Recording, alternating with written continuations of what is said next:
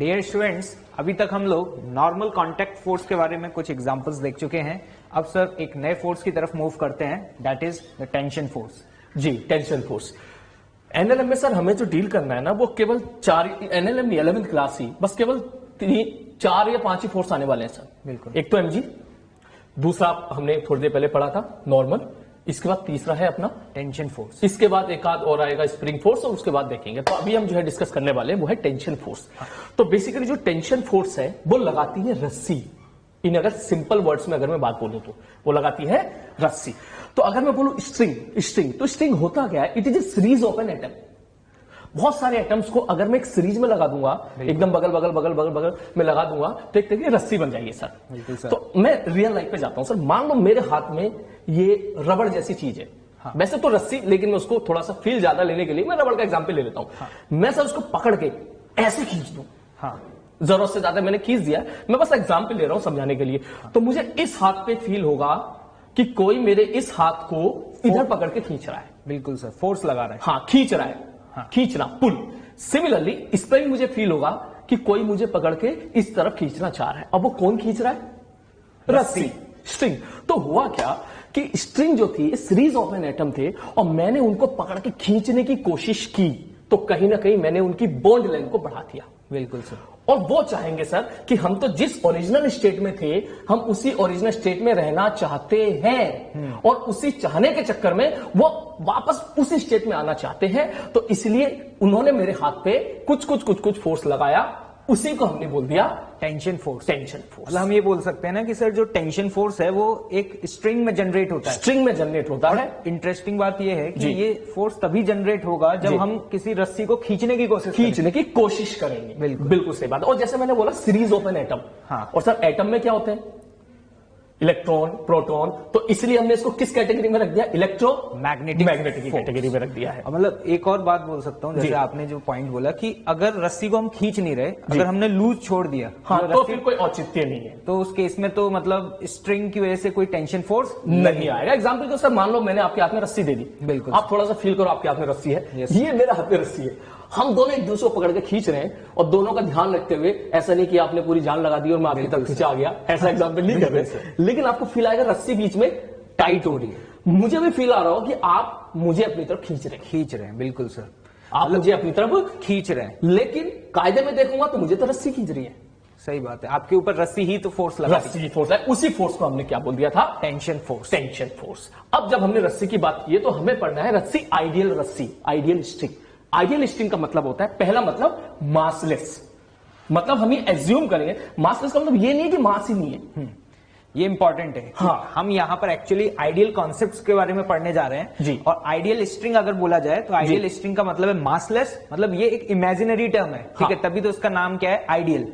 कि मासलेस, और दूसरा सर इनएक्सटेंसिबल। मतलब रस्सी में खींचने की कोशिश हम करेंगे। हाँ। जो मैंने अभी एग्जांपल दिया रबड़ वाला, ऐसा नहीं पकड़ के आप खींच दोगे। लेंथ ऑफ द रस्सी में उतना बड़ा चेंज नहीं आना है, मतलब चीजें बदलना है। इनएक्सटेंसिबल का मतलब है कि हम यहां पर ये कंसिडर करते हुए चलेंगे कि लेंथ ऑफ अ स्ट्रिंग जो है वो कांस्टेंट है, बदलेगी, लेकिन बहुत ही माइन्यूट से बदलेगी, मतलब माइक्रोस्कोपिक लेवल पे बदलेगा, लेकिन हमें उस चेंज को यहां पर कंसिडर नहीं करना है, क्योंकि हम यहां पे आइडियल स्ट्रिंग की ही बात कर रहे हैं। जैसे 2 मीटर की रस्सी है और उसमें आपने इतना बड़ा अगर चेंज कर भी दिया, बिल्कुल, तो ये भी आप समझ रहे हो कि सर ये तो फालतू की बात होगी, इसको तो हम नेग्लेक्ट कर ही सकते हैं। मतलब मैं यहां पर एक बात बोल सकता हूं कि आइडियल आज के बाद जब भी बोला जाए वर्ड, तो हमेशा याद रखना है मासलेस एंड इनएक्सटेंसिबल, मतलब जिसकी लेंथ चेंज हो ही नहीं रही है। इसमें बच्चों को भी आता था मासलेस मतलब बिना मास की। हाँ, मतलब नियर मास हो भी सकता है, बिल्कुल, लेकिन इतना कम है कि उस रस्सी से जुड़े हुए जो बॉडीज हैं उनके कंपैरिजन में बहुत ज्यादा कम है, कि मुझे उसको मजबूरी में मानना ही पड़ा, मतलब नेग्लेक्ट कर रहे हैं। जैसे सर आपके पास मान के चलो कि 1 लाख रुपए हैं। हाँ। और मेरे पास मतलब 10⁻50 इतने हैं। बिल्कुल। तो फिर मैं कह सकता हूं कि सर आपके पास मेरे कंपैरिजन में बहुत नेग्लेजिबल है। बिल्कुल सही बात sir. Tension force electromagnetic nature. बिल्कुल सर। और ये पुलिंग नेचर का होता है, जैसे कि हम लोग पढ़ा था, आपने जो पढ़ा था नॉर्मल, वो पुशिंग नेचर का होता था, वो धकेलता था बॉडी को। बिल्कुल। लेकिन टेंशन पुल करेगा, पुल करती है, खींचती है। इसी बात को हम ऐसे भी बोल सकते हैं कि जो टेंशन फोर्स है वो किसी भी गिवन बॉडी पर हमेशा अवे लगेगी, अवे मतलब दूर की तरफ लगेगी, बाहर की तरफ लगेगी। Tension is always away from the body and normal is always towards the body. ये बहुत इंपॉर्टेंट जी। और इसको अगर कोई बच्चा भूल जाता है कि सर कौन बाहर कौन अंदर, तो उसको ऐसे याद रख सकते हो कि टेंशन बाहर। बिल्कुल सर, बिल्कुल, ये बहुत अच्छा पॉइंट बताया कि टेंशन, अगर जब भी बात आए टेंशन फोर्स की तो हम हमेशा ये चाहते हैं भैया टेंशन तो हमसे दूर ही हो जाए। बॉडी से दूर लगाना, इस बात का ध्यान रखना, बॉडी से दूर लगाना है जिस बॉडी की एफबीडी आप बना रहे हो। Always act along the string. हाँ, ये भी बहुत काम की चीज है सर। ये रस्सी की तरफ लगती है, इस पे भी हम क्वेश्चन उठाएंगे सर। आगे बढ़ते हैं, अगला पॉइंट वही पॉइंट्स है जो अभी हमने देखा था। और रस्सी का टाइट होना बहुत जरूरी है। आपको ये फील आ रही होगी ढीली रस्सी कभी खींचती नहीं है, मतलब अगर कोई रस्सी स्लैक हो जाए सर, स्लैक हो गई, ढीली हो गई, लूज है, तो उस केस में वो रस्सी कोई भी फोर्स अप्लाई नहीं कर सकती। अब सर के हाथ में रस्सी हो, ढीली हो, तो मैं सर को नहीं खींच सकता बिना रस्सी को टाइट किए। बिल्कुल सर जी। ये पॉइंट सर इंपॉर्टेंट है, ठीक है। मतलब जी सर। जैसे कि यहाँ पे क्या है कि फोर्स अप्लाइड, अगर कोई स्ट्रिंग ऑब्जेक्ट से कनेक्टेड है तो वो स्ट्रिंग ऑब्जेक्ट पे जो फोर्स लगा रही है उसे भी हम टेंशन फोर्स बोल सकते हैं, या फिर हम यहाँ पे ये बोल सकते हैं स्ट्रिंग का एक पार्ट स्ट्रिंग के दूसरे पार्ट पे जो फोर्स लगा रहा होगा ना वो टेंशन फोर्स, वो भी टेंशन फोर्स। जैसे कि मैं एक एग्जांपल से बताता हूं, जैसे कि यहां पर ये सर आप हैं सपोज, हाँ मैं हूं सर, और ये मैं, जी सर, ठीक है। और अभी हमने जो एग्जांपल लिया था ये बिल्कुल वैसी ही सिचुएशन है कि एक रस्सी को हम आपस में खींच रहे हैं जी। तो अगर मैं यहां पर कोई पॉइंट कंसिडर करता हूं जी, और अब ये पूछा जाए कि इस पॉइंट पर ये बताओ कि टेंशन फोर्स का वैल्यू क्या होगा जी, तो यहां पर टेंशन फोर्स को ऐसे बोल सकते हैं, अगर मैं इसको अपना सिस्टम कंसिडर करूं जी, तो इधर वाला जो रस्सी का पार्ट है वो इस वाले पार्ट पे जो फोर्स लगा रहा होगा ना वो फोर्स यहाँ पे क्या होगा, टेंशन फोर्स हो जाएगा। सपोज मैंने वो इधर दिखा दिया है, एग्जैक्टली। और ये खास बात है, अगर मैं इसको सिस्टम कंसिडर कर रहा हूं जी तो इस पे जो टेंशन फोर्स है वो इधर लगेगा। बिल्कुल सही बात है। और अगर मैं अपना सिस्टम इसको कंसिडर कर लेता दिस वन जी, तो इस पे लगने वाला जो टेंशन फोर्स था वो इधर लगता, जैसा कि हम यहाँ पे देख पा रहे हैं। जी सर, मतलब जो टेंशन फोर्स है वो टेंशन फोर्स हमेशा गिवन सिस्टम से अवे लगेगा। मतलब आपने जब एक ही बात की तो ये होगी tension away from the body, और जब आपने इसकी बात की तो ये होगी टेंशन। और कभी कभी ऐसे भी आगे जाकर के क्वेश्चंस आएंगे कि जब हम हैवी स्ट्रिंग्स की बात कर रहे होंगे जी, कि वहां पे किसी मिड पॉइंट पे टेंशन फोर्स पूछा जाए, तो वहां पे हमें याद रखना है कि रस्सी का इधर वाला पार्ट उधर वाले पार्ट पे जो फोर्स लगा रहा होगा वो वहां की टेंशन होगी। हाँ, इसको हम एक न्यूमेरिकल से उठा लेंगे सर। इसमें एक डाउट बच्चे ने मुझे बड़ा अच्छा पूछा था एक बार, हाँ, बड़ा शानदार डाउट है। हाँ। ये टेंशन किधर लगी, इधर आगे, ये टेंशन किधर लगी, पीछे, डायरेक्शन अपोजिट, बिल्कुल सर, ठीक है, मैग्नीट्यूड सेम है सर, टू डिफरेंट बॉडी पे लग रहा है। हाँ, ये ए पे लग रहा है, वो बी पे लग रहा है। बिल्कुल। इसका मतलब ये दोनों एक्शन रिएक्शन पेयर हैं, ऐसा मुझसे एक बच्चे ने सवाल पूछा था, बहुत ही शानदार सवाल था। बिल्कुल सर। तो ये दोनों एक्शन रिएक्शन पेयर नहीं है। मैं अपनी पुरानी डेफिनेशन रिपीट करता हूं क्योंकि बच्चों को हम आपको वही चीज पढ़ाएंगे जो चीज हम लोग आपको दी गई, उसी पे सवाल करना रहेगा। तो सर एक्शन रिएक्शन पे कुछ ऐसा था, ए बॉडी ने अगर बी बॉडी पे फोर्स लगाया एफ, बिल्कुल, तो बी बॉडी वापस ए बॉडी पे फोर्स लगाती थी। एग्जैक्टली। वहां दो बंदे थे ओनली, ए और बी। अगर मैं ध्यान से पूछूं, ये फोर्स लगाया रस्सी ने ए पर, और ये फोर्स लगाया रस्सी ने बी पर। ये इंपॉर्टेंट है, यहाँ पर तीन बंदे हो गए सर। ये ऐसा नहीं है जो टेंशन फोर्स लग रहा है वो बी ने लगाया, ऐसा इंपॉर्टेंट है। यहाँ पे जो टेंशन फोर्स है वो स्ट्रिंग लगा रही है, तो इसलिए ये दोनों एक्शन रिएक्शन पेयर यहाँ पर नहीं आगे सर, इसका मतलब तीन बंदे हो गए यहाँ पर सर। हाँ। एक ए मतलब रस्सी बी। बिल्कुल, मैं लिख देता हूँ, यहाँ पे मेरे सिस्टम का पार्ट है ए बी जी, और एक और यहाँ पे कौन है सर, स्ट्रिंग। हाँ जी बिल्कुल सर। तो इसलिए हर एक छोटी छोटी बातों को हमारे डिस्कशन में जो होना है उसको बहुत सीरियसली आपको नोट डाउन करना है। चलिए सर आगे चलते हैं।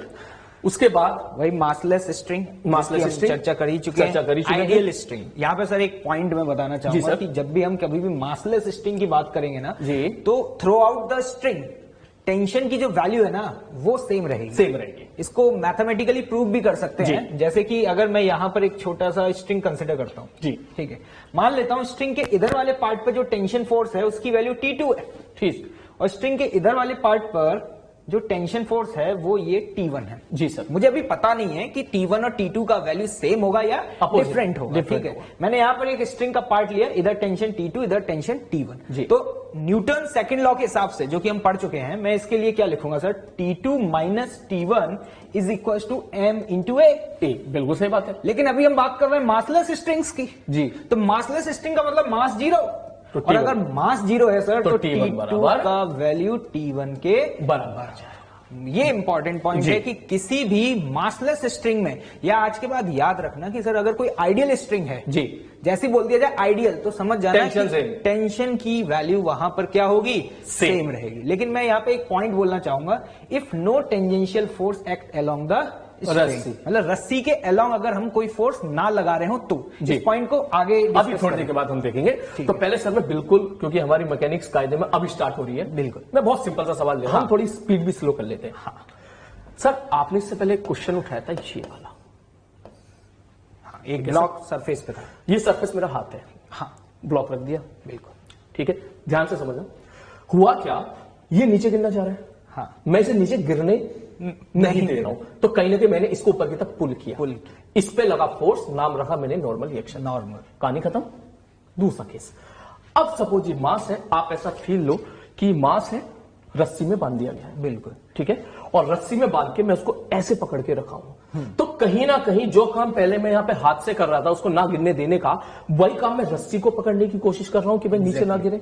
तो कहीं ना कहीं जब वो नीचे भागना चाह रहा है मास, तो मैं उसे पकड़ के क्या कर रहा हूं, खींच रहा है, पुल कर रहा है, खींच रहा हूं, पुल कर रहा हूं। ध्यान से समझना, अगले 2 पॉइंट बहुत काम किया सर। तो उसका मतलब रस्सी क्या कर रही है, उस मास को नीचे गिरने से रोक रही है। एग्जैक्टली। तो अगर मैं उस मास पे फोकस करूं तो एक फोर्स लगेगा नीचे mg, हाँ, और वो रुका हुआ है, इसका मतलब ऊपर की तरफ एक फोर्स और लग रहा होगा, बिल्कुल। और वही फोर्स कौन सा है, टेंशन फोर्स। टेंशन, इसका मतलब उस रस्सी ने फोर्स लगाया मास पर, टेंशन ऊपर की तरफ, जो कि मास के लिए अवे फ्रॉम द बॉडी हो गया। लेकिन अगर मैं अपनी बात करूं तो मैं भी तो रस्सी को पकड़ के ऊपर की तरफ खींच रहा हूं, बिल्कुल सर। तो मैंने रस्सी को पकड़ के ऊपर खींचा, तो रस्सी भी तो मुझे पकड़ के नीचे खींच रही होगी, थर्ड लॉ, बिल्कुल सर। तो इसकी फील बेस्ट तब आती है जब मैं सपोज उंगली ले लूं, सर ये हाँ, उंगली पे यहां पर रस्सी लपेट दूं, हाँ, और यहां पर 1 किलो का मास लटका दूं और पकड़ के रखूं, हाँ, तो मुझे ये फील होता है, सर उंगली पे निशान भी पड़ जाते हैं, हाँ, कि ये रस्सी मेरी उंगली पकड़ के नीचे खींच रहा है, नीचे खींच रहा है। हाँ, तो अगर मैंने सिस्टम की उंगली मान लिया, एग्जैक्टली, तो what is a force apply bye रस्सी, नीचे की डाउनवर्ड डायरेक्शन, और उसी को मैंने क्या बोल दिया, टेंशन फोर्स। तो इससे हमको ये पूरा समराइज ये हुआ कि tension is always away from the system या बॉडी, जिसके बारे में आप जैसे कि आपने जो बात की, जैसे अगर मैं अब सिस्टम किसी को भी ले सकते हैं, जैसे अगर मेरा सिस्टम यहाँ पे m मास का ब्लॉक है जी, तो सबसे पहले उस सिस्टम को बनाओ जो आपके पास है, जैसे m मास है। अब ये देखो रस्सी कहां पर कनेक्टेड है, अब रस्सी यहां पे कनेक्टेड थी, पहली बात। अब रस्सी के अलोंग टेंशन फोर्स लगेगा और ऑलवेज अवे लगेगा, अवे फ्रॉम द बॉडी, तो गारंटी है कि टेंशन फोर्स अवे का मतलब ऊपर की तरफ। अब कोई अगर ये कहता कि सर यहां पर मेरा सिस्टम ये नहीं है, मेरा सिस्टम ये है जहां पे लटका हुआ, जैसे आपके उंगली थी जी, अगर मैं अगर इसको अपना सिस्टम मानता जी, दिस वन, तो इस पॉइंट पर जो टेंशन फोर्स लगता है वो कहां लगता है, डाउनवर्ड फ्रॉम द छत, बिल्कुल नीचे की तरफ, बिल्कुल सही बात है। और अभी हम अगर मासलेस स्ट्रिंग्स की बात कर रहे हैं तो पूरी रस्सी में हर एक पॉइंट पे टेंशन की वैल्यू सेम। अगर कोई कहता है कि रस्सी के इस पॉइंट पे टेंशन T1 है जी, और रस्सी के इस पॉइंट पे टेंशन T2 है जी, तो गारंटी है कि T1 T2 के बराबर होगा। वो आपने अभी अभी यहां पर एक्सप्लेन किया था। क्लियर है सर? ठीक है सर, आगे बढ़ते हैं। बिल्कुल सर। सर कुछ एग्जाम्पल और देखते हैं हम लोग। बिल्कुल सर। ये क्वेश्चन अभी हमने देखा था, हाँ, ये रस्सी थी, हाँ, इस रस्सी ने इस मास पे टेंशन लगाई थी ऊपर T, बिल्कुल, और छत पे टेंशन लगाई थी नीचे नीचे। अब मैंने क्या किया, एक रस्सी और जोड़ दी और नीचे 2m मास जोड़ दिया, हमारा सिस्टम अब चेंज हो गया, सिस्टम चेंज हो गया, लेकिन कंसेप्ट वही है सर। हाँ। अब मैं आपसे पूछूं, इस रस्सी ने, ये वाली रस्सी इस पे किधर फोर्स लगाएगी? बिल्कुल बहुत आसान है, जैसा कि अभी हम बात कर चुके हैं कि मैं सबसे पहले ये ऑब्जर्व करूंगा कि मेरे लिए सिस्टम कौन है, सिस्टम मतलब जिस पे मैं फोर्स देखने जा रहा हूं। तो जैसे कि आपने सर पूछा 2m के ऊपर, तो 2m मेरा सिस्टम है जी, तो इसके ऊपर रस्सी जो फोर्स लगाएगी वो अलोंग द स्ट्रिंग लगाएगी जी, ऊपर के डायरेक्शन, ऊपर की तरफ, बिल्कुल। तो सर उसको मैं T तो नहीं लिख सकता, T नहीं लिख सकते, ये क्योंकि रस्सी बदल गई है भैया। ऊपर वाली और नीचे वाली जो रस्सी है ना वो अभी सेम नहीं है। अगर आपने ऊपर टेंशन टी ली है तो यहाँ पे आप कुछ और वैल्यू ले सकते हैं, टी डैश ले लिया। सिमिलरली ये वाली रस्सी इस मास पे नीचे की तरफ पुल कर रही होगी। एग्जैक्टली सर, इसको भी टी डैश बोल सकते हैं, क्योंकि ये रस्सी तो सेम है ना, रस्सी सेम, तो इस पे तो मास क्या हो जाएगा, सेम हो जाएगा।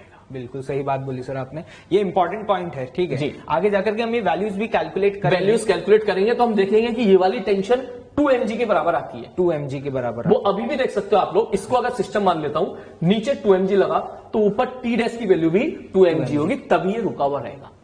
नेक्स्ट सर, ये वाला क्वेश्चन, इसका मास रख देता हूं सर, मास रख देते हैं सर। अब हम तो देखेंगे केवल टेंशन किस पे किधर लगेगा। ठीक है सर, हाँ। ये वाली रस्सी इस पे अक्सर लोग जल्दबाजी में बोलते हैं अच्छा टेंशन लो सर। ये तो गलत है सर जी। अभी थोड़ी देर पहले हम चर्चा कर चुके हैं कि टेंशन फोर्स हमेशा स्ट्रिंग के अलोंग लगेगा, रस्सी की तरफ। बिल्कुल, अभी हाँ। जैसा अब ये स्ट्रिंग इधर है तो जो टेंशन फोर्स होगा वो मेरे हिसाब से स्ट्रिंग के अलोंग, और अबे ये सही बनाया, बिल्कुल सही बनाया सर। तो इसको मैं वैल्यू यहाँ पे सपोज T1 बोलता हूँ। T1 तो ये वाली रस्सी ऐसे खींच रही होगी और ये वैल्यू हो जाएगी यहाँ पर T2। और खास बात है कि हम यहाँ पे T1 को T2 के बराबर नहीं बोल सकते क्योंकि दो अलग अलग रस्सी है।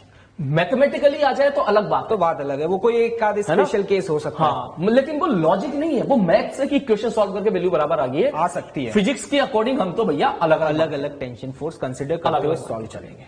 बिल्कुल सर, आगे बढ़े सर। हाँ सर, आगे बढ़ते हैं। ठीक है सर, आगे चलते हैं जी। सर एक स्पेशल केस डिस्कस कर लेते हैं कि मासलेस स्ट्रिंग में टेंशन तभी सेम हो सकती है जब स्ट्रिंग के अलोंग फोर्स ना लग रहा हो। ओके, टेंजेंशियल मतलब टेंजेंशियल फोर्स ना लग रहा हो, मतलब अगर आप रस्सी को बीच में से पकड़ के खींचने लग जाएंगे तो एक ही स्ट्रिंग में अलग अलग पॉइंट पे टेंशन की वैल्यू अलग अलग हो सकती है। और रस्सी मासलेस हो फिर भी, बिल्कुल मासलेस है फिर भी, जैसे कि एक सिचुएशन हम देख पा रहे हैं यहाँ पर, एक मैन, ठीक है, बंदर मान सकते हैं, ठीक है, एक मंकी है जो कि एक स्ट्रिंग को होल्ड करके यहाँ पर होल्ड किया हुआ है। रस्सी पूरी सेम है लेकिन फिर भी अगर मैंने ऊपर टेंशन की वैल्यू T1 बोला और नीचे टेंशन का वैल्यू T2 बोला तो यहाँ पे T1 का वैल्यू T2 के बराबर नहीं होगा क्योंकि ये जो मैन है वो रस्सी पे टेंजेंशियल डायरेक्शन में फोर्स अप्लाई कर रहा होगा। बिल्कुल सर, ये पॉइंट्स हमको याद रखना है क्योंकि आगे ऐसे हम न्यूमेरिकल सॉल्व करेंगे जिसमें बंदर वो इस तरीके से रस्सी को पकड़ के ऊपर चढ़ रहा होगा। कॉमन क्वेश्चन है सर एचसीबी का, तो खूब मजाक भी चलती है सर, मीम्स भी बनते हैं उसमें तो बंदर। बिल्कुल सर, तो ये सिचुएशन हमें याद रखनी है। बिल्कुल सर, आगे चलते हैं सर। ठीक है, तो अभी तक हम टेंशन और नॉर्मल फोर्स के बारे में काफी डिटेल में स्टडी कर चुके हैं जी। अब हम यहाँ पर नेक्स्ट टॉपिक की तरफ मूव करने जा रहे हैं, this is the free body diagram. ठीक है, तो देखते हैं फ्री बॉडी डायग्राम क्या होता है। एफबीडी शॉर्ट फॉर्म में से एफबीडी भी बोला जाता है जी। फ्री बॉडी डायग्राम में जब भी हम किसी भी सिस्टम की बात करते हैं तो उस सिस्टम पे जितने भी एक्सटर्नल फोर्सेस लग रहे हैं सराउंडिंग के द्वारा, उन सभी फोर्सेस को रिप्रेजेंट करते हैं, किसी डायग्राम में दिखाते हैं, किसी डायग्राम में। जैसे कि एक एग्जांपल से समझते हैं यहां पर, जैसे कि मैं यहां पर अगर मेरे से कोई बोले कि मुझे बी का फ्री बॉडी डायग्राम ड्रॉ करना है, सर मैं इसका मास 2m कर रहा हूं। ठीक है सर, ओके, ठीक है, ए ब्लॉक का मास 2m और बी ब्लॉक का मास m। ठीक है, अब अगर मुझसे बोलता है कि draw the free body diagram, तो जब भी फ्री बॉडी डायग्राम बनाना है, सपोज मुझे बी का फ्री बॉडी डायग्राम बनाना है जी सर, तो जिस बॉडी का हम बना रहे हैं फ्री बॉडी डायग्राम, उसे सबसे पहले तो आइसोलेट कर दो। आइसोलेट मतलब सिस्टम से अलग कर दो, मतलब बाकी दुनिया को भूल जाओ, बाकी दुनिया को भूल जाओ। ठीक है सर, अब देखना है कि इसके ऊपर किस किसने फोर्स लगाया है। तो यहाँ पे हम देख पा रहे हैं यहाँ पे एक स्ट्रिंग कनेक्टेड है, तो सपोज स्ट्रिंग की वजह से एक टेंशन फोर्स लग रहा होगा T1 और इसका ग्रेविटेशनल फोर्स नीचे लग रहा होगा क्या, mg। बिल्कुल सर, बिल्कुल। और खास बात, एक जो स्टूडेंट्स को जनरली डाउट रहता है इसमें जी, कि जब वो फ्री बॉडी डायग्राम बनाते हैं तो वो वहां पे उन फोर्सेस को भी दिखाते हैं जो कि इस बॉडी ने दूसरे बॉडी पे लगाए हैं। हाँ, फ्री बॉडी डायग्राम में हमें उन फोर्सेस से मतलब है जो बॉडी पर लगाए गए, बॉडी ने जो लगाए हैं उससे लेना देना नहीं है, लेना देना नहीं है। बिल्कुल सर, बी बॉडी पर कौन कौन फोर्स लगा रहा है ये इंपॉर्टेंट है, जिसने किस पे लगाया उससे कोई मतलब नहीं। बिल्कुल। अब इसी तरीके से अगर हम बात करें, अगर हमसे कोई बोले कि फ्री बॉडी डायग्राम ए का बना है जी, तो जैसे कि ए 2m मास है, बिल्कुल सर, तो अब हम ये देखेंगे कि 2m मास पे कौन कौन फोर्स लगा रहा है। तो ये दो रस्सियों से कनेक्टेड है, ऊपर भी और नीचे भी। तो नीचे वाली रस्सी में हम टेंशन T1 मान चुके हैं जी, तो ये फोर्स नीचे लगेगा T1 जी, और यहां से स्ट्रिंग का फोर्स ऊपर लगेगा क्या, T2। और एक और फोर्स है, कौन सा? ग्रेविटेशनल फोर्स, वो जी। कभी नहीं बोलना है। और ग्रेविटेशनल फोर्स कितना होगा? 2mg। तो ये है फ्री बॉडी डायग्राम बनाने का बेसिक फंडा। बस इन सिंपल वर्ड अगर मैं बोलूं, अभी सर। तक जितना हमने पढ़ाया है, हमें केवल mg, टेंशन, नॉर्मल, ये 3 फोर्सेस का ही जिक्र होगा अभी जब हम फ्री बॉडी बस। डायग्राम बना रहे हैं। कोई किसी से, हाँ एक डाउट हो रहा है सर, बच्चों को यहां पर डाउट आता है जनरली, कोई किसी से टच कर रहा है तो नॉर्मल रिएक्शन की बात हो गई। बिल्कुल ठीक है, mg लगना ही लगना है जब तक कि क्वेश्चन वाला बोलेगा नहीं। और कहीं आपको रस्सी दिखे तो टेंशन। इसमें एक बच्चा डाउट पूछा था, सर ये रस्सी से भी तो टच है, तो मैं इसमें भी तो नॉर्मल रिएक्शन लगाऊंगा। तो बेसिकली यही नॉर्मल रिएक्शन के बारे में हम बिल्कुल सही बात टेंशन है कि कंसीडर कर मतलब चुके हैं। यहाँ पर नॉर्मल फोर्स नहीं लगाना है। रस्सी हाँ। जहां भी कनेक्टेड होगी ना, वहां पे हमें हमेशा टेंशन फोर्स ही लगाना है। वो नॉर्मल टेंशन में एडजस्ट हो गया, आप इस तरह से समझ लीजिए। मतलब आप ये समझ सकते हैं, ये नहीं है कि रस्सी की वजह से टेंशन भी लगा रहे हैं, और नॉर्मल भी लगा रहे हैं। जी ठीक है, सर। रस्सी जब भी फोर्स लगाएगी तो वो हमेशा टेंशन फोर्स ही होगा। टेंशन फोर्स लगाएगी। ठीक जी, आगे बढ़ते हैं सर। देखते हैं और क्वेश्चंस, जैसे कि अगला क्वेश्चन जी। यहाँ पर 2 ब्लॉक हैं। मैं यहाँ भी 2m करूंगा सर, बिल्कुल सर, बिल्कुल। ये मैं नीचे वाले को करूंगा। यहाँ पे 2 ब्लॉक हैं, ए और बी। जी। ठीक है, और अगर हमसे बोला जाए कि फ्री बॉडी डायग्राम ड्रॉ करना है, जी। तो सबसे पहले ए ब्लॉक की अगर हम बात करें, जी। तो ए ब्लॉक ये देखेंगे कि ए ब्लॉक के कांटेक्ट में कोई है क्या? बी है। हाँ, नीचे वाला ब्लॉक है तो सर। अगर कांटेक्ट में है तो इसका मतलब यहाँ पे नॉर्मल फोर्स आएगा।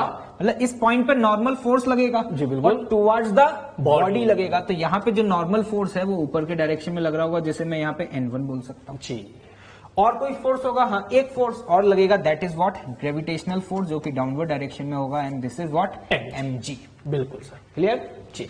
अब इसी तरीके से अगर 2m की बात की जाए तो सबसे पहले 2m को आइसोलेट कर दो, मतलब दुनिया से बिल्कुल सेपरेट कर दो, क्योंकि इससे आप सभी फोर्सेस को रिप्रेजेंट कर सकते हैं। जी। अब मैं अगर ये पूछूं कि 2m पे कितने नॉर्मल कांटेक्ट फोर्स लग रहे हैं, जी। तो यहाँ पे हम देख पा रहे हैं कि 2m के ऊपर 2 नॉर्मल कांटेक्ट फोर्स लगेंगे। जी। एक तो एक ही वजह से कहां लगेगा? Towards the body. Towards the body, जी। जो कि N1 के बराबर होगा। जी। एक सरफेस लगाएगा जो कि टुवर्ड्स द बॉडी होगा, ये N2 होगा। जी। और एक इसका खुद का अपना gravitational force, that is what? 2mg होगा। तो यहाँ पे मोस्ट इंपॉर्टेंट बात यही है कि जब भी हम फ्री बॉडी डायग्राम बनाते हैं ना, तो दुनिया को भूल जाते हैं, सिर्फ उस बॉडी को देखते हैं। जी। और उस बॉडी पर जो भी एक्सटर्नल फोर्सेस लग रहे हैं, हम सिर्फ उन्हीं फोर्सेस को रिप्रेजेंट करते हैं। बिल्कुल सर। और इसमें आप लोग ये मत सोचना सर N1 N2 की वैल्यू क्या होगी, वो हमने अलग से सेपरेट टॉपिक रखा हुआ है, उसको हम अलग से पढ़ेंगे। हाँ, बहुत आसान हाँ। है, वो अभी आगे देखेंगे। आगे ठीक देखेंगे है? हम लोग। चलिए आगे देखते हैं। जी सर। अब जैसे ये है, ठीक है। हाँ। अब यहाँ पे एक ब्लॉक और रॉड है, ठीक। और यहाँ पे अगर ये बोला जाए कि फ्री बॉडी डायग्राम बनाओ, तो जी। सर आप हेल्प करें, बताएं अगर मैं इसी में बता दूं सर। फ्री बॉडी डायग्राम क्या होगा? किसका सर? ए का। अरे सर, ए तो बहुत जगह से जुड़ा हुआ है सर। बिल्कुल इसको तो मैं इधर बनाता हूँ सर, देखो। ठीक सर, सबसे पहले तो लगाऊंगा नीचे में mg। हाँ, mg का काम खत्म। फिर मैं देखूंगा टेंशन, मुझे रस्सी दिखी नहीं रही तो टेंशन की बात ही नहीं है। ठीक। फिर मैं देखूंगा कितने लोगों से टचिंग में है, कॉन्टेक्ट। एक तो है इससे, वर्टिकल वॉल से। ये लो सर, वर्टिकल वॉल से N1। बिल्कुल। एक है जमीन से, हॉरिजॉन्टल सरफेस। ये लो भाई N2। सर इससे भी तो टच में है नहीं। बिल्कुल। और मैंने बोला था, हम लोगों ने डिस्कशन किया था कि अगर ये कभी उबड़ खाबड़ एक फ्लैट हो, मतलब तो अगर सर सरफेसेस वेल डिफाइंड नहीं है, वेल डिफाइंड नहीं है, हाँ। तो फ्लैट सरफेस के परपेंडिकुलर, तो यहाँ पे फ्लैट सरफेस अगर ये है, तो मैं ये कह सकता हूँ कि ब्लॉक पे जो नॉर्मल फोर्स है वो इस डायरेक्शन में लगेगा, आई थिंक। जी, ये मैंने यहाँ पे दिखा दिया N3। M3 जो फोर्स है वो बिल्कुल सर। रॉड के द्वारा ब्लॉक पे लगाएगा। ब्लॉक पे लगाएगा। और इंपॉर्टेंट बात ये है कि नॉर्मल फोर्स, ध्यान से देखना, हमेशा जिस बॉडी पे लगा रहे हो टुवर्ड्स द बॉडी है। एरो भी देख सकते हो, बॉडी की तरफ है। बिल्कुल देख सकते हैं। यहाँ पे और कोई फोर्स है क्या? नहीं। इसी तरीके से अगर हमसे रॉड का फ्री बॉडी डायग्राम बनाने के लिए बोला जाता तो वो भी हम बना ही सकते यहीं पे बनाए थे सर। देखो यहाँ से N1, बिल्कुल मैं सर। लिख नहीं रहा हूं, है ना, सॉरी N1 नहीं, N4। N4 कंसिडर कर लेते हैं। यहां से N5। और उसी तरह से रॉड पे सर यहां से इस पे लग जाएगा ऐसे। बिल्कुल सही। और ये वाला यही होगा N3। हाँ, एक्शन रिएक्शन हाँ, ये एक्शन रॉड ने ब्लॉक पे लगाया तो ब्लॉक ने रॉड पे लगाया, ठीक। बिल्कुल आगे बढ़ते हैं। उम्मीद कर रहा हूँ कि फ्री बॉडी डायग्राम बनाना तो आप लोगों को समझ में आ ही गया होगा। जी। ठीक है, धीरे धीरे चीज और बेहतर होती जाती है। अब देखते हैं यहाँ पर, जैसे कि ये एक वेज है जी, और उसके ऊपर ये ब्लॉक रखा हुआ है। हाँ। और ये जो वेज है ना, ये एंगल थीटा दिया हुआ है और इसको फिक्स कर देते हैं सर। हाँ, ये वेज फिक्स्ड है, भाग नहीं रहा कहीं। ठीक। अब हमारा मेन मोटो यहाँ पे सिर्फ ये है कि हम उस गिवन ब्लॉक का फ्री बॉडी डायग्राम बनाएं। जी ठीक सर। है। अगर मैं एम की बात करता हूं तो सबसे पहला स्टेप उसे आइसोलेट कर दो, दुनिया से सेपरेट कर दो। तो अलग से अगर मैं इसका डायग्राम बनाऊंगा, ये अब इस पे कौन कौन से फोर्सेस लग रहे हैं बताएं सर। सर मुझे सबसे पहले तो मैं ग्रेविटेशनल फोर्स, उसके बाद सबसे पहले यही लगा। जनरली स्टूडेंट्स यही मिस्टेक कर देते हैं, टेंशन नॉर्मल उन्हें हमेशा याद रहता है, ग्रेविटेशनल फोर्स वो भूल जाते हैं। तो ये बढ़िया चीज है कि जब भी फ्री बॉडी डायग्राम बनाना हो ना, तो सबसे पहले एमजी लगा दो, क्योंकि एमजी एक ऐसा फोर्स है जो दिखता नहीं है। हाँ ठीक है, ये तो दिख जाते हैं, रस्सी दिख जाती है। हाँ रस्सी दिखी सर, इधर टेंशन फोर्स, बिल्कुल ठीक।